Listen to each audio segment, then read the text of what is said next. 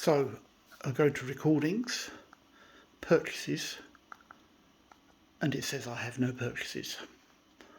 I exit from that. I search for one of the movies I know I have purchased, Apollo 13. I select the movie.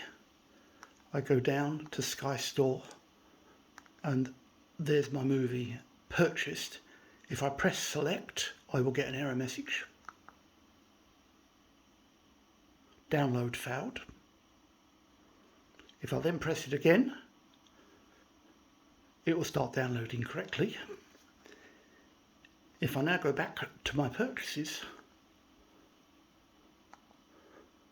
they're all there. So the solution is to find the movie and then re-download it, and that somehow triggers all your other purchases to reappear.